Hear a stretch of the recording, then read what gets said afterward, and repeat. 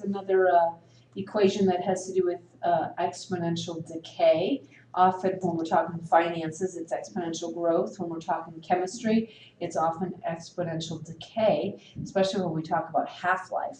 All right, our basic equation always looks like this: y equals ab to the x. The exponent here, x, is typically referring to time, okay?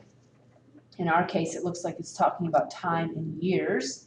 And what we need to remember is this whole idea of half-life. That means whatever your original amount is, at this particular scenario, the new amount is the exact half of that. All right, so a good one to start, I often start with I just say, well, I have one, in this case, 1 gram. All right, so that means the half amount is 0.5, right? And then I'm going to say B, and because we've been given half-life, we know that the time is 7340, right? Okay, so here we have 7340, and that's what allows us to solve for our first unknown, because once we have y and x, once we have a and b, we'll have our equation and we can solve anything, but it's the a and the b values that we kind of have to go step by step to discover. So really what we have here is 0.5 is equal to b to the 7,340th power. Now we can take the 7,340th root, take the 7,340th root of both sides, 7,340, right? You see that?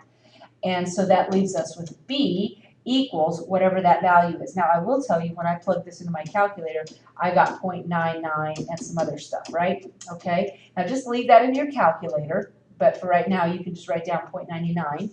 And let's bring that back up here, fill in the things we know. We know now that B is equal to 0.999, right? Okay. We also know that in our new scenario, it's going to be 10,000 years. So it's all of this to the 10,000th power, right? So what is our A value? Well, now we're interested in how much is left if we start out with a 200 gram sample. Notice here, when we were talking about half-life, we started out with a 1 gram sample and we went to the half amount of that. Over here, though, we've been told that we are given a 200 gram sample, and we want to know, after 10,000 years, what is our amount after 10,000 years, okay? The rest of this is easy calculations. You still have 0.999 in your calculator. Raise that to the 10,000th power, multiply it by 200.